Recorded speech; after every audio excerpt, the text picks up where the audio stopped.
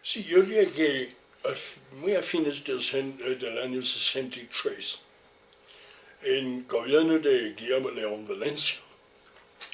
Y yo llegué desde la lejana Inglaterra sin conocer mucho de este país. Entonces todo para mí era nuevo. En ese entonces no era posible estudiar Colombia en Inglaterra desde lejos casi por nada. No hubo fuentes y no hubo una tradición inglesa de estudiar este país. Lo que yo encontré fue el Frente Nacional. Frente Nacional, claro que para un novato no era tan fácil de entender, porque uno tuvo que entender primero la violencia y sus causas. Y eso, claro, es raro. Uno buscaba al principio razones obvias, económicas, digamos, que eso era una lucha social, etc. Y uno llegaba a la conclusión que no, que era una lucha esencialmente partidista, sectaria. Claro que también en los ambientes intelectuales en que empecé a moverme, hubo bastante crítica del Frente Nacional, del MRL, de la izquierda de ese entonces, también alguna gente que decía que es muy artificial, etcétera, etcétera. Pero uno notaba francamente un ambiente bastante libre. Eso es que todo el mundo echaba sus opiniones, hubo una prensa libre, hubo bastante queja, hubo un sindicalismo en ese entonces mucho más fuerte que hoy. Los sindicatos Tulio Cuevas y figuras así, y la competencia UTC, CTC. Entonces uno quedaba bastante perplejo. Y una de las razones por qué uno quedaba perplejo es que no hubo, en parte de que eso no cuadraba dentro de un modelo sencillo. Además, es un tema que vamos a tocar tal vez más adelante, y eso era el ambiente académico de ese tiempo. A mí, yo llegué aquí sin conocer casi a nadie. El único colombiano que yo conocía antes de venir acá fue Alberto Deas, que era una eminencia, pero no era exactamente un enchufe para la vida diaria, ¿no? Y entonces yo me cogió el huérfano en la Universidad de los Andes, donde yo logré conocer a Fernando Cepeda, y los Andes muy generosamente me dieron una oficina. Eso era una oficinita, un cubículo, pero era un punto de aterrizaje. Entonces empecé a conocer gente allá.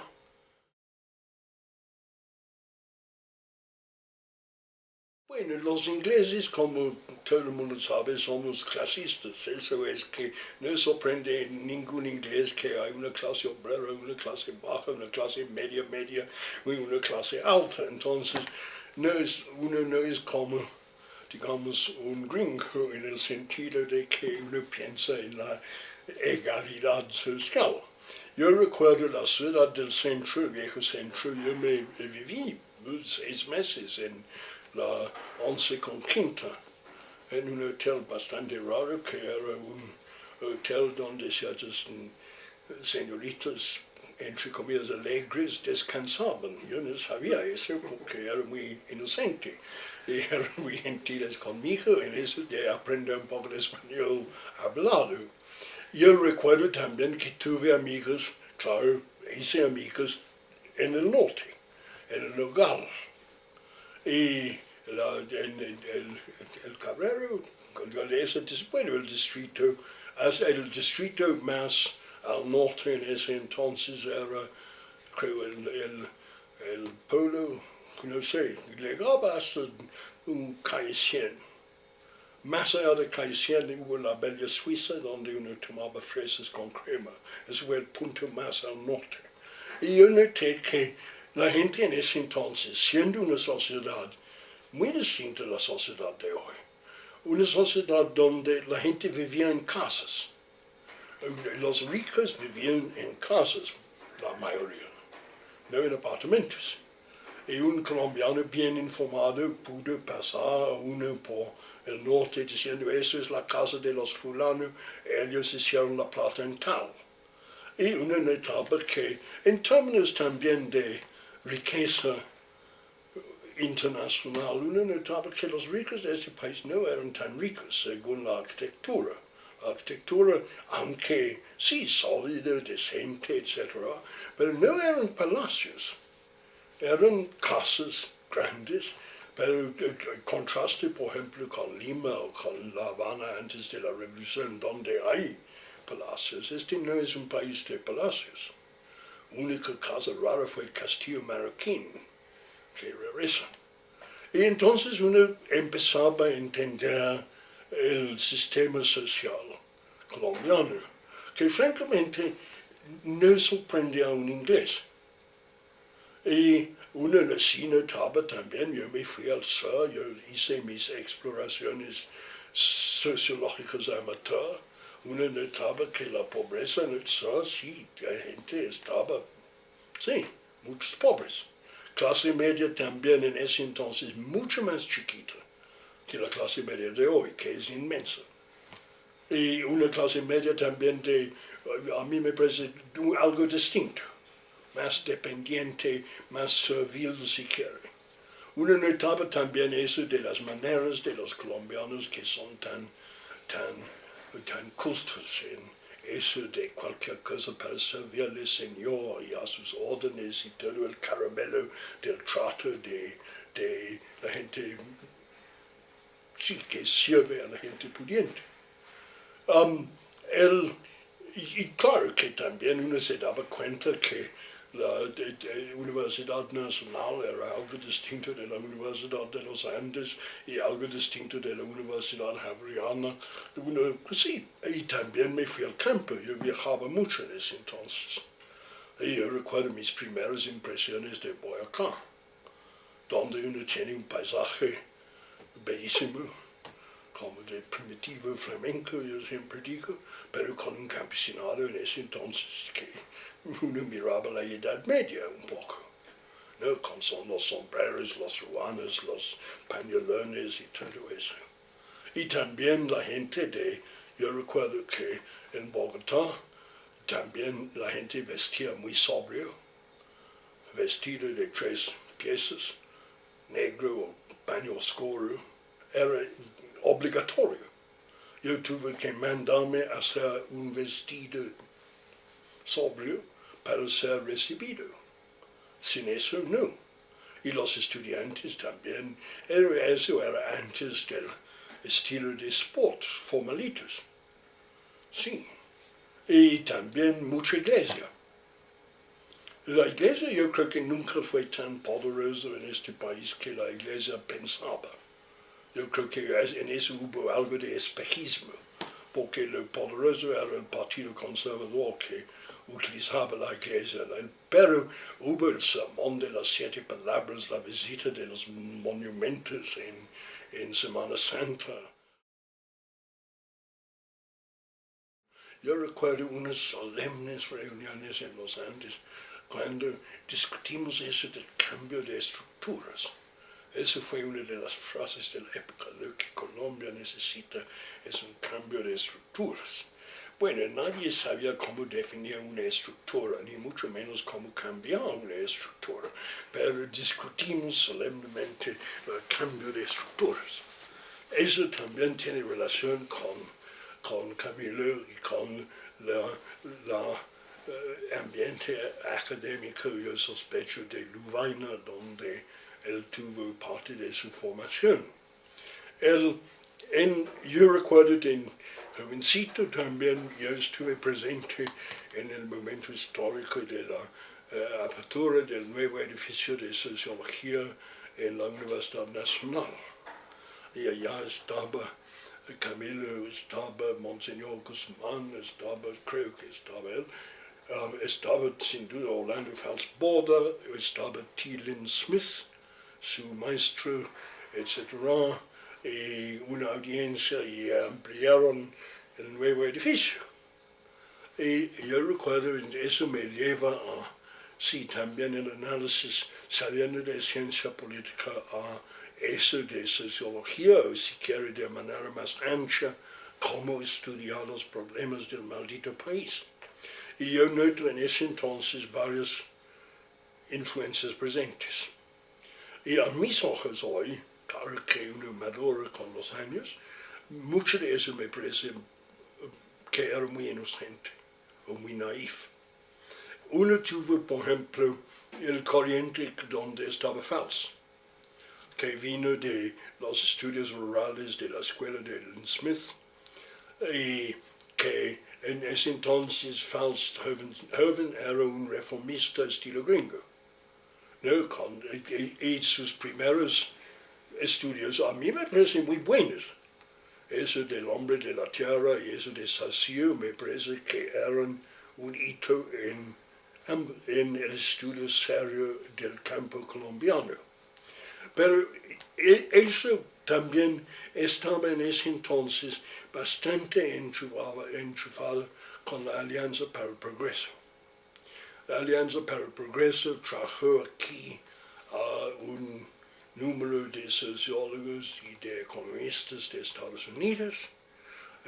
Muy fuerte en el análisis agrario fue siquiera la escuela de Wisconsin, con el llamado Land Tenure Center de Wisconsin, donde mucho gringo con apellido alemán estaba tratando de hacer de América Latina una reproducción de la Wisconsin rural, que es una tarea bastante difícil de completar, pero así va la vida. Claro que también llegamos a la época al lado de izquierda, si quiere.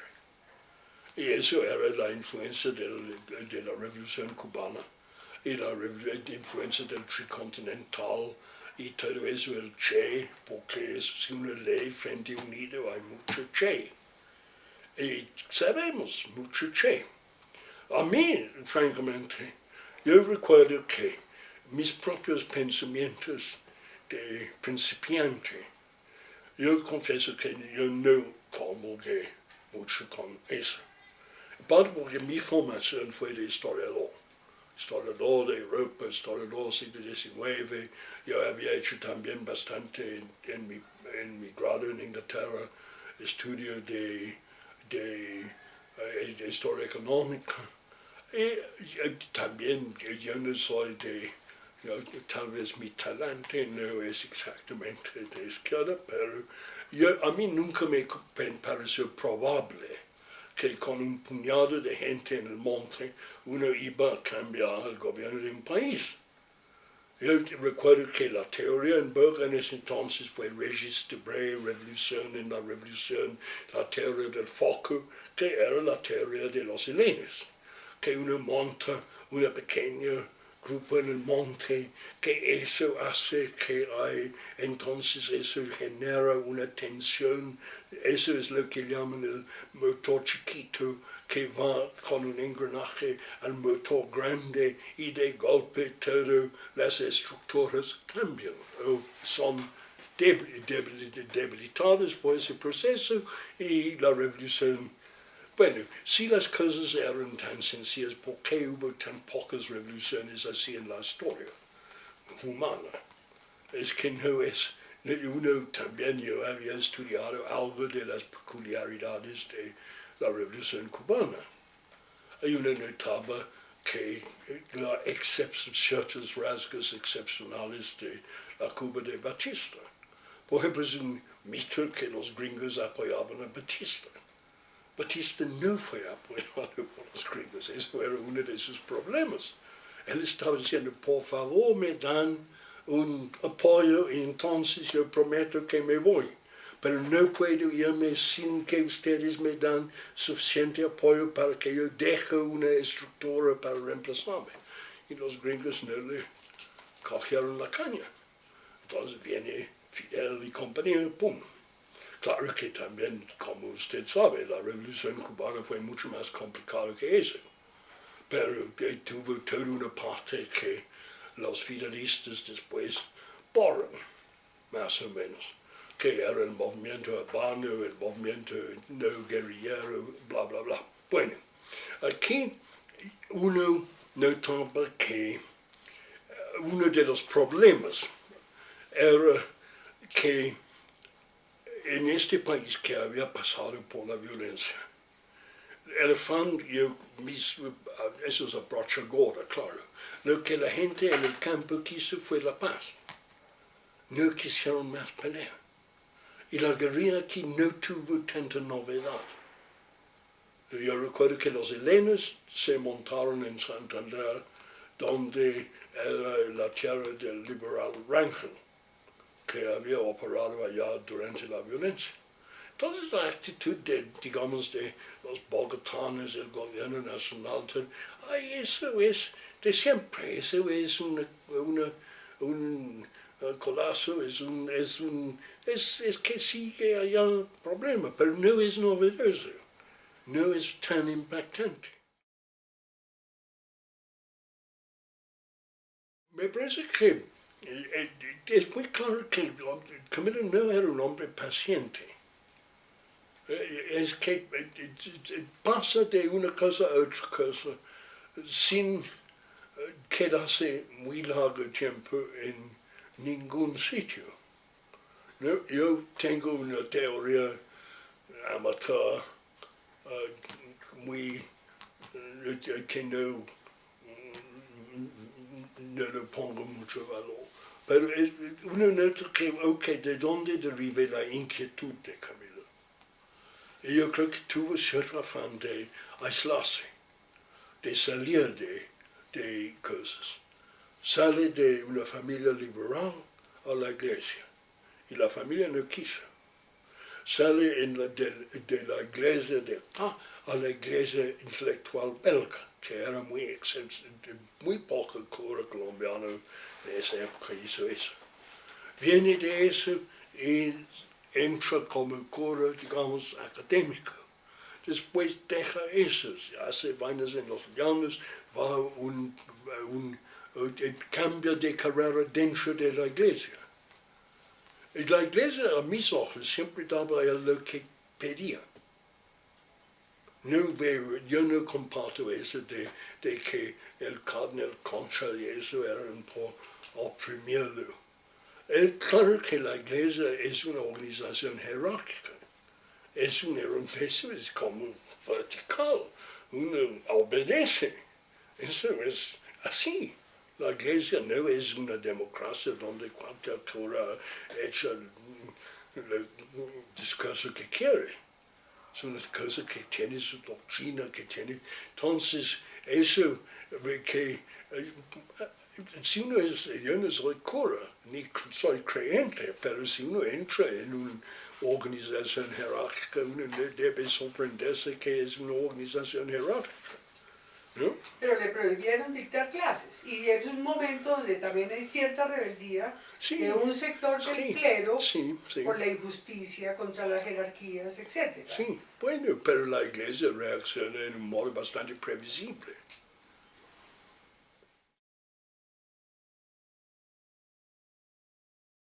Uno va de esos cambios de oficio dentro de la iglesia hasta pelear con la iglesia, salir de la iglesia y después esos son procesos de continuo distanciamiento de algo. Inconformismo. Inconformismo y también una nota que, como he dicho en el último etapa, es un hombre que no tiene paciencia, que no tiene freno, que no tiene juicio tampoco. Y entonces así. Pero regresando a su pregunta sobre el significado, a mí me parece que sí tuvo su vida mucho significado en términos de la iglesia. Y yo creo que pensando en la iglesia y la historia de la iglesia colombiana, cierto modo hay un antes y un después de Camilo, que Camilo marcó cierto hito. El hito era que, a mis ojos, que no era posible después de la vida y muerte de Camilo, no era posible para la iglesia adoptar, si quiere, las viejas posiciones conservadoras. Eso no implica que no hubo dentro de la iglesia figuras muy conservadoras. Hubo. Monseñor López Trujillo, bueno, el cardenal López Trujillo, era tan siquiera un cardenal muy aceptable según los criterios del siglo XVII o algo así, pero era también un reaccionario a todo gusto, y era un poderoso en la iglesia universal. Pero en la iglesia colombiana, aunque tiene, después de Camilo, eso no es política factible.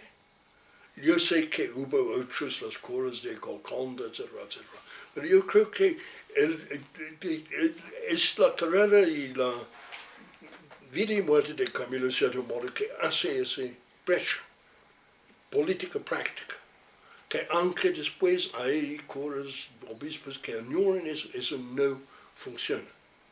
Entonces eso me parece que era, sí, es una figura histórica de cierta importancia. Curiosamente, ha sido de cierto modo más admirado fuera del país que dentro. Hay culto a Camilo en Argentina, por ejemplo, entre los montoneros y sí, ellos, ciertos de esos argentinos fueron admiradores de Camilo. Me regreso a la naivete. Naif fue la Alianza para el Progreso, por lo menos en la dimensión intelectual, académica.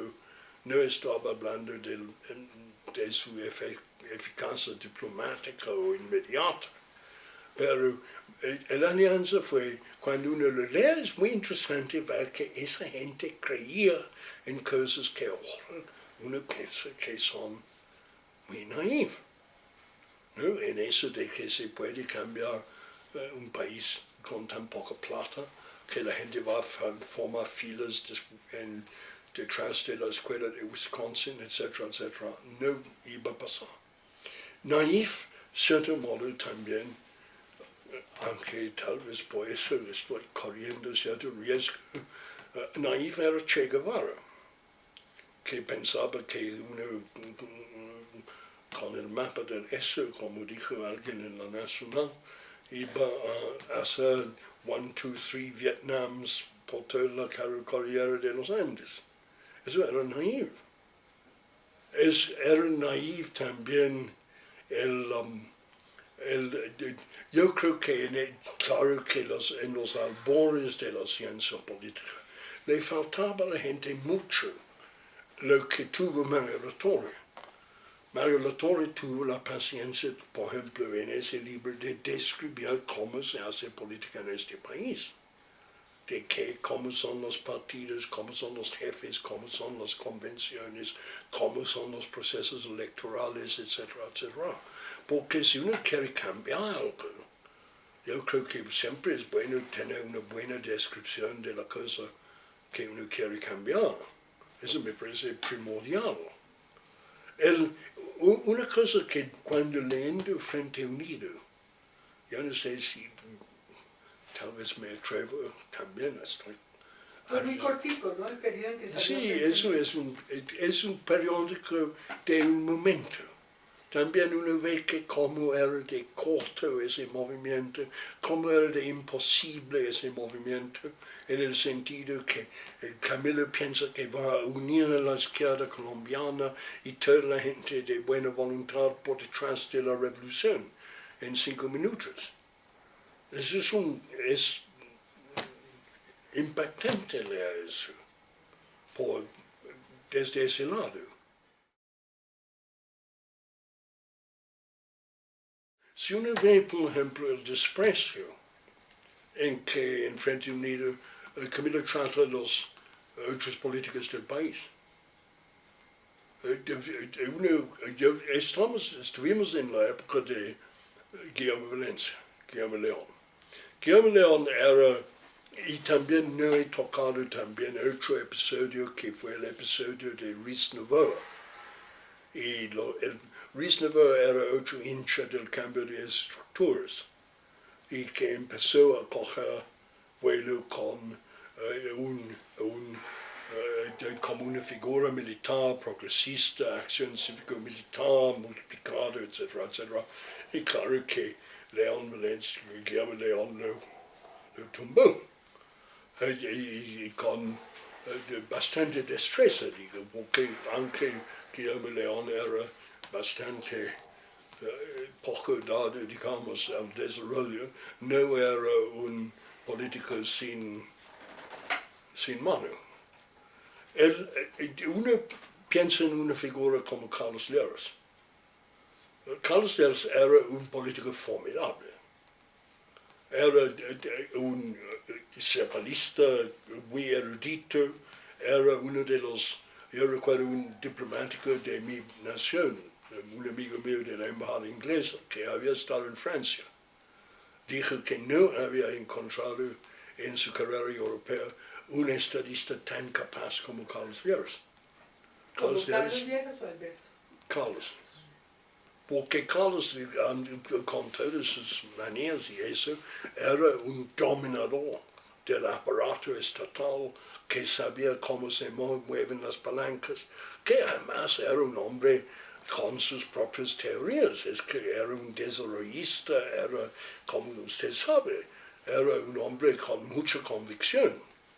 Y desafortunadamente es que yo creo que Camilo no era capaz de reconocer no únicamente las virtudes de una figura como esa, pero también su naturaleza de formidable. Que la idea de que toda esa gente iba a desaparecer de la escena de un momento a otro. Mi reacción a eso es que yo matizo.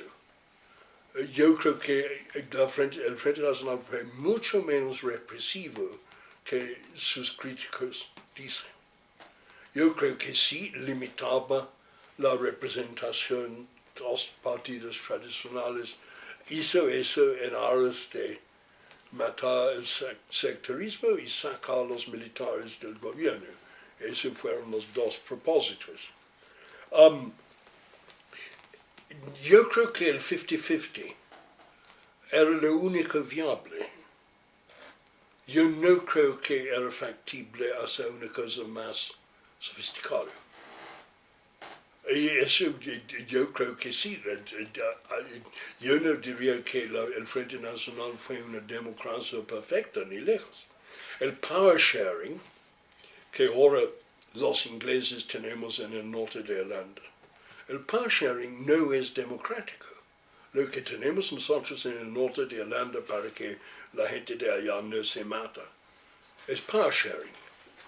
Tal tajada para los republicanos, católicos, hijos del IRA, etc., y tal para los unionistas protestantes.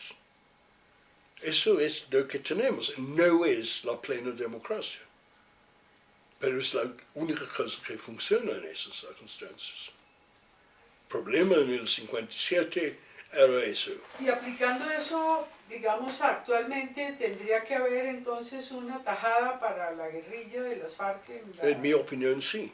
Por lo menos provisionalmente en el Congreso mientras se transforman en una Eso sería mi opinión. Y es la opinión de las FARC. O sea, entonces estoy de acuerdo con las FARC en eso.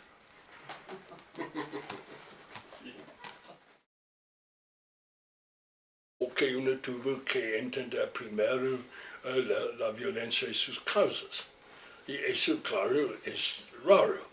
Uno buscaba al principio razones obvias, económicas, digamos, que eso era una lucha social, etc.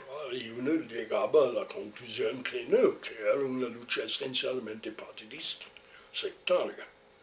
Claro que también en los ambientes intelectuales en que empecé a moverme, hubo bastante crítica del Frente Nacional, del MRL, de la izquierda de ese entonces, también alguna gente que decía que es muy artificial, etcétera, etcétera. pero uno notaba francamente un ambiente bastante libre. Eso es que todo el mundo echaba sus opiniones, hubo una prensa libre, hubo bastante queja, hubo un sindicalismo en ese entonces mucho más fuerte que hoy. Los sindicatos, Tulio Cuevas y figuras así, y la competencia UTC, CTC. Entonces uno quedaba bastante perplejo. Y una de las razones por qué uno quedaba perplejo es que no hubo, en parte de que eso no cuadraba dentro de un modelo sencillo. Además, es un tema que vamos a tocar tal vez más adelante, y eso era el ambiente académico de ese tiempo. A mí, yo llegué aquí sin conocer casi a nadie. El único colombiano que yo conocía antes de venir acá fue Alberto Deas, que era una eminencia, pero no era exactamente un enchufe para la vida diaria, ¿no? Y entonces yo me cogí el huérfano en la Universidad de los Andes, donde yo logré conocer a Fernando Cepeda, y los Andes muy generosamente me dieron una oficina. Eso era una oficinita, un cubículo, pero era un punto de aterrizaje. Entonces empecé a conocer gente allá.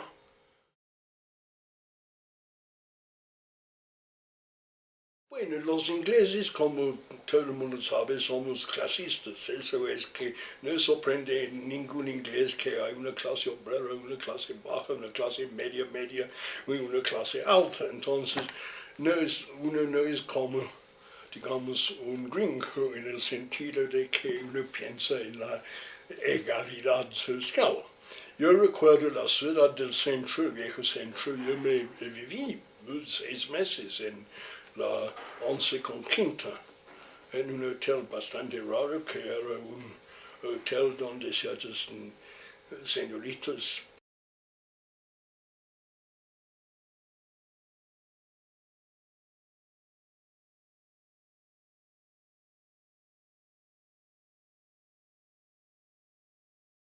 sí, yo llegué muy a fines del año 63, en gobierno de Guillermo León Valencia. Y yo llegué desde la lejana Inglaterra sin conocer mucho de este país. Entonces todo para mí era nuevo. En ese entonces no era posible estudiar Colombia en Inglaterra desde lejos casi por nada.